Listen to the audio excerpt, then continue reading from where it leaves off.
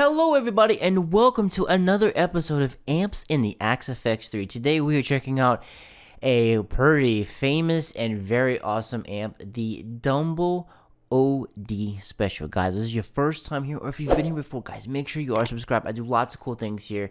I do giveaways, I do gear reviews, I do mixing tutorials and reviews and plugins and all that good stuff, so make sure you subscribe so you don't miss any of that cool stuff. So guys, let's roll right into checking out the Dumble Overdrive Special. Okay, so the Dumble is made by Howard Dumble, who changed his name to Alex. So his name's Alexander Dumble. And if you look at these amp, it doesn't look all that special. But believe it or not, for those who don't know, these amps are about $200,000 a piece. Alex only makes a couple each year, and he hand makes them all. And each Dumble is made specifically for the person who's ordered. So Robin Ford, who's one of the most famous Dumble users, his amp is made specifically for him. Now, we do have a couple of clones and kind of offshoots of the Dumble. The Blue Tone, which we did earlier on Amps of the Axe FX3, that is a clone of Ford's specific Dumble amp. And we also have the Fuchs ODS, which is called the Fox ODS in the Axe FX3. That one is pretty much based off of a Dumble. It's pretty much a clone. It has little things different, but not very much. But this is the OG Big Bad Daddy, the Overdrive Special from Dumble himself. We're going to be checking out. And there's a couple of different models of them.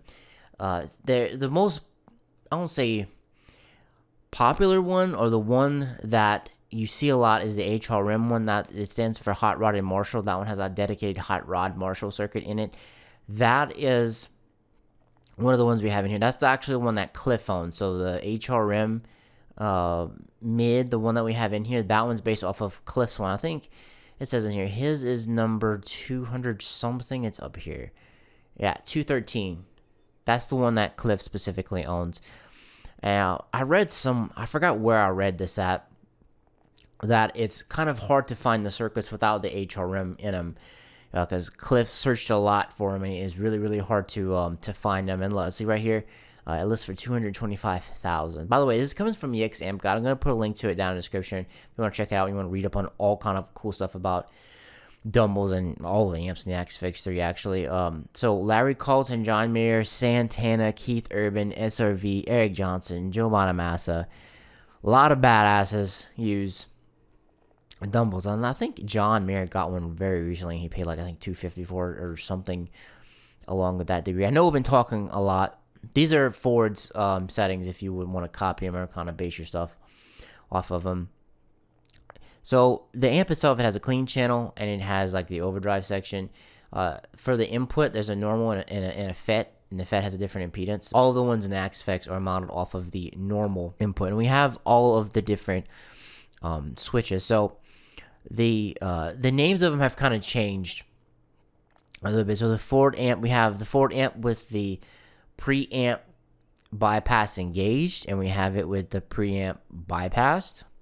We also have a Ford model with a mid bump in it. We have the HRM normal and HRM with a little mid bump in it. I think we also have that one bypass. So we have 6 different ones. We have the clean channel. Where'd it go? Oh, yeah, here it is. So we have the clean channel. We have the normal Ford with the preamp bypass, the bypass with the mid. We have the Hot Rod and Marshall and the Hot Rod and Marshall with the mid. Okay, enough of me yakking. Let's get to hearing it. Guitar I'm going to be using is going to be my Anderson Cobra S with an HC, one on the neck, HC, 3 arpeggios, or Anderson pickups. I'm going to cycle a couple of my pickup positions as we go along here so you can hear kind of the different tones. And first up is going to be the clean tone. Yes, I am going to show you the clean one, and I'm going to talk about it a little bit.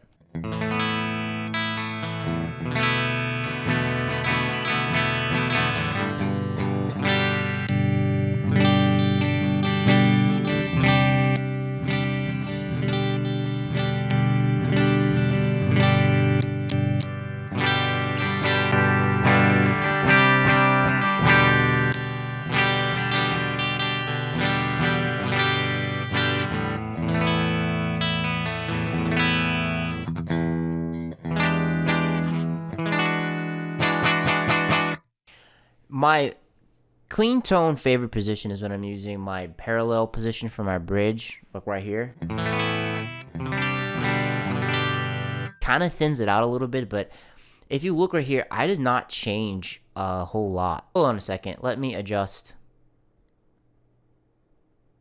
Okay, now you can see everything. Sorry about that. Okay, so my favorite position is on my parallel position on my Anderson.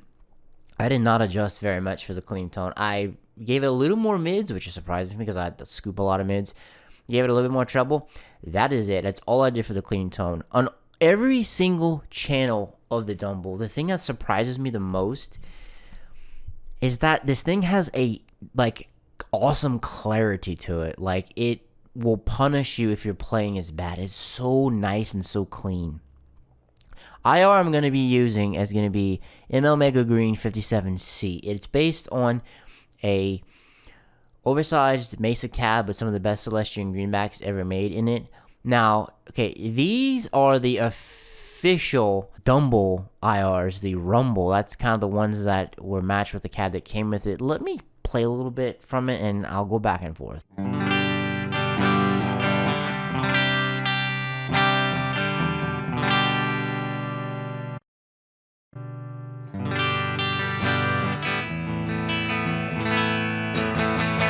It actually kind of sounds, it almost sounds a little bit better on the clean tone, give or take, but when we kind of get some more to the distortion stuff, I much rather the ML Green. And I know this is probably going to upset a few people because I'm not using an IR that was specifically made for the Dumble, but I really like this IR. It does really well on clean to mid-gain tones, and that's why I like to use it. And this is the Axe Effect, so we can use any IR that we want. It's not necessarily about matching the exact cab with the exact amp to get a real sound out of it. It's about getting good tones, and that's specifically what I focus on, good tones. That is it for the clean channel. It's very simple, but I wanted to show it to you because it has so much clarity. So now we're going to get into Mr. Robin Ford's Dumble. And like I said, the Bluetooth tone amp that we have in here, that one is a copy of this one. Now, the HRM ODSs that we have in here, those are built off of Cliff's amp, the schematics for that. So it's kind of a one-to-one thing. Cliff wasn't able to get a hold of Robin's specific Dumble, but it was based off of schematics that he was told was right. And I don't really care personally if it's based exactly on the amp, but it sounds a lot like the other models that are in here. It sounds really good, and it has that same clarity, so I'm pretty sure that the schematics that they were based on were right. So this is what Mr. Ford's Dumble sounds like. Same exact thing. Gonna go through the different positions on my Anderson.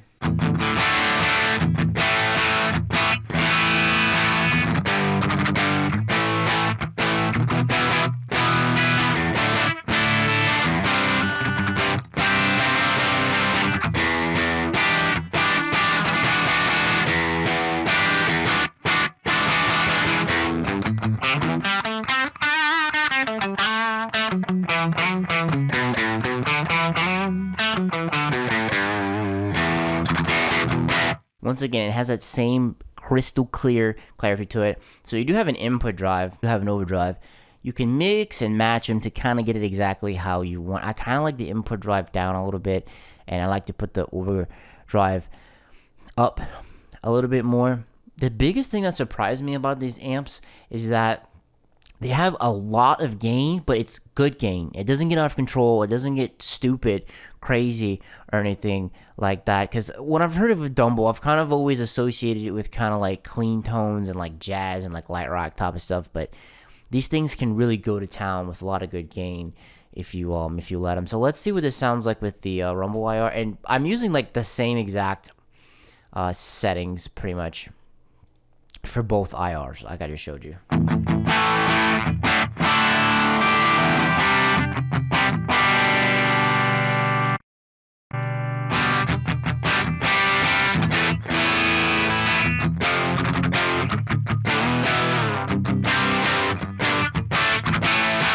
Like I said, I like ML Green a little bit better.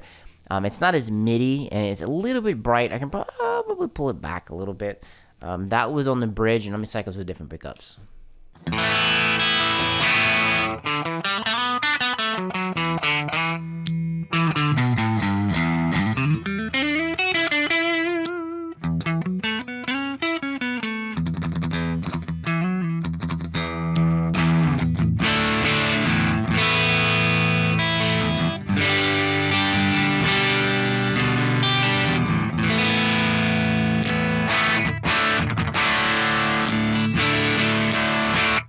So on the bridge, it's kind of a little nasally, a little attacky, a tad bit ice picky, you can even say. But if you go on the neck, it's nice and smooth and warm. I really like Ford's Dumble in here. It's nice, it's versatile, and once again, it has that clarity there. Like, I did put the bright switch on it too.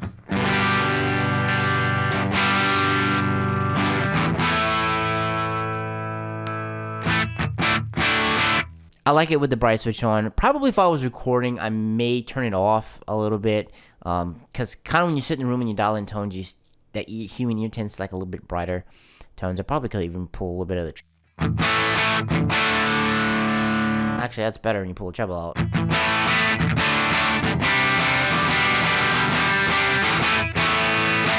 As you can tell, I didn't even touch a massive volume on here. What did I do with the EQ? I pulled a little bit of mids out. This thing, all of them have a lot of mids. Watch.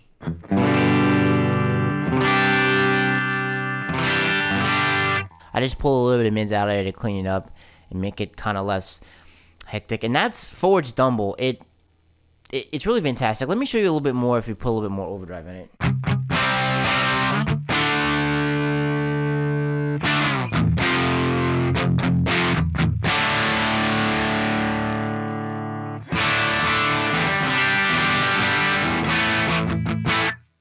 Ford's Dumble has a very gentle distortion to it, but that's kind of like his style. He's not super high gain. He plays a lot of more gentle distortion type of stuff. He plays like jazz infusion and type stuff like that. I know no Ford licks, so I'm not even gonna attempt to play it. So this one's interesting. By the way, everything I dial in is on authentic. So this one's interesting because you have the preamp bypassed on it, and you have some mids. So as you can see, if you go into ideal, you can mess with the preamp, but if you say authentic tab, it's bypassed and it just has a mid bump in it.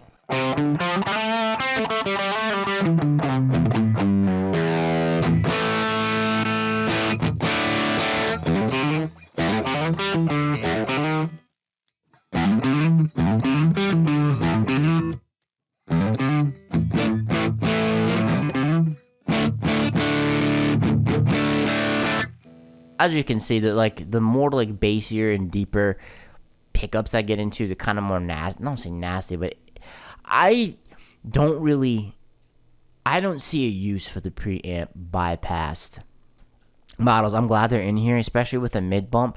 If you use them and you know specifically how other people use them, let me know in the comments. I've never really used one before, and I have a hard time finding a use for it for me personally.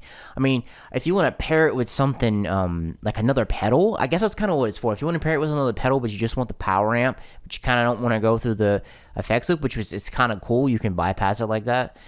I assume that's what it's for. So that's with the Ford mid bump with the bypass, and this is the normal Ford amp without the mid bump in it. So the mid bump is just like a mid switch on the actual amp. That's really all it is.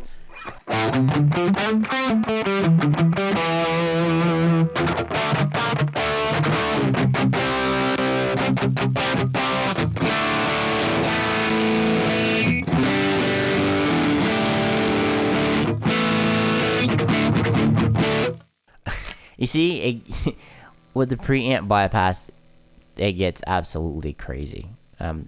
Like I said, I don't know. Did I even mess with the EQ? See, I didn't even mess with the EQ on them on here. I didn't really see a point of messing with it. I mean, it would kind of be. This could be good for like leads. I think this is what honestly would be good for. So moving on. Now we are on to the ODS HRM, which it's sometimes called Hot Rubber Monkey, but it's actually it's for a hot rod Marshall, which I really like this one. I like this one a lot.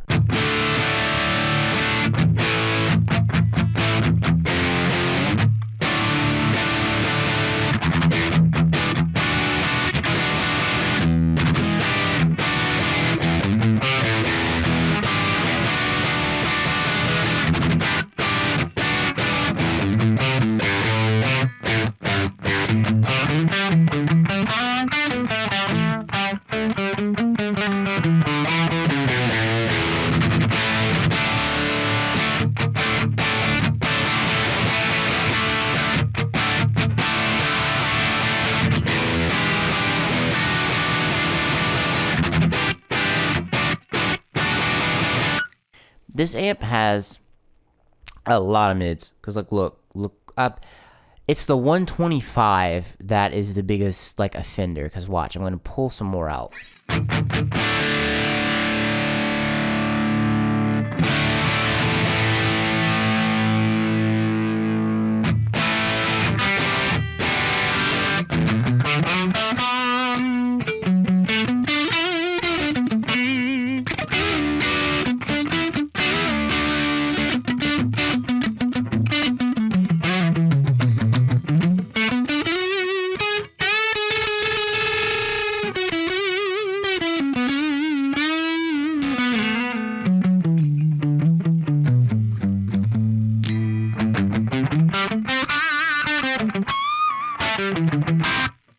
As you can see, the 125 is the biggest offender in here. It has a lot of mids in here. But the thing I like about this amp, as you can see, I didn't even mess with the bass. I put the bright switch on.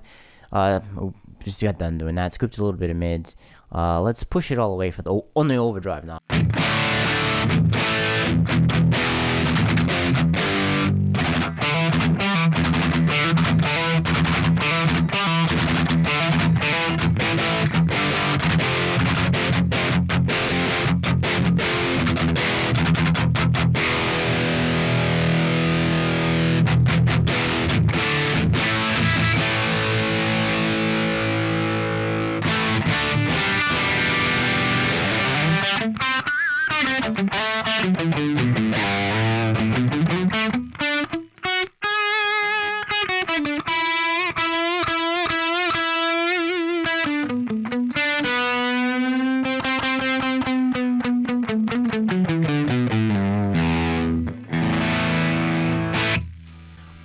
I really like the HRM. I do a lot. Like the Ford one is perfect for like kind of like lighter, jazzier, gainy, kind of light breakup stuff, something that's laid back.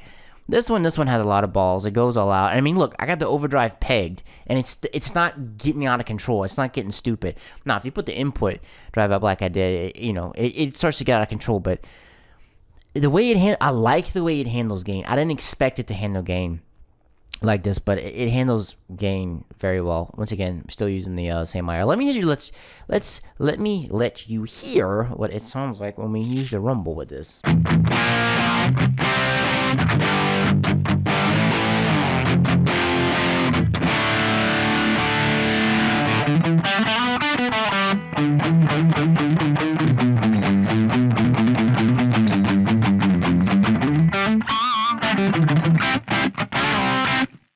I don't really like it with the rumble. I'm not gonna lie. I just prefer my Mega Green.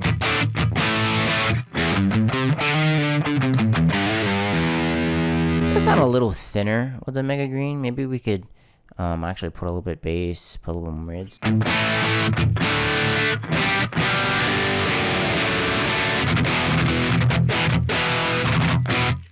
Once again, if you stop this in a mix, you're going to tweak it a little bit, but this bass sound that I have right here, actually, I like it.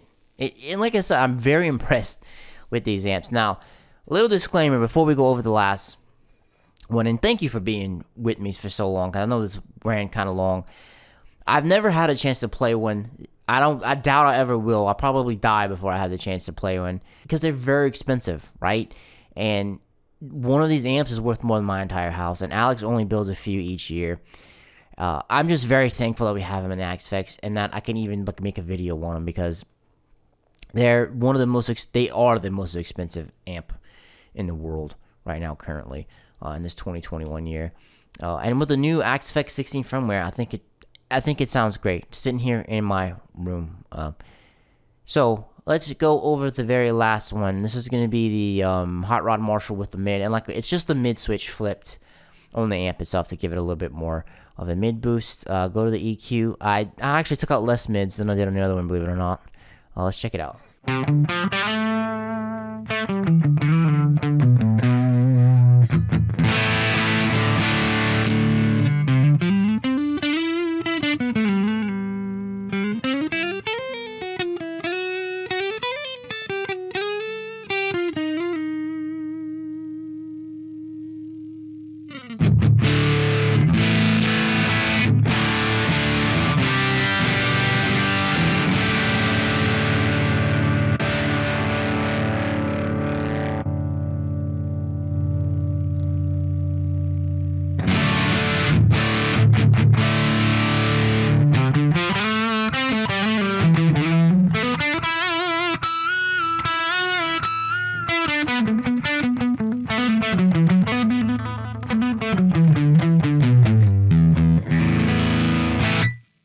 find that the HRM mid bump is significantly tamer for some reason. Not as like ballsy as this one. I don't know why. Maybe it's just the way I dialed it in.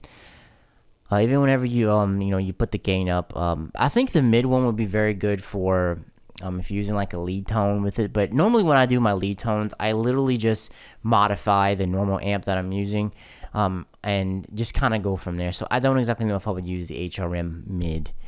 But guys, that is it. Thank you so much for being here for this super long journey. Sorry this took so long, ran a little long. I really like the Dumbles in the XFX 3. I think they sound really good. Like I said, the biggest thing that surprised me is they have this nice clarity to them. They do sound pretty good with their matched cabs, the rumbles. I just prefer my Mega Green. I'm sorry.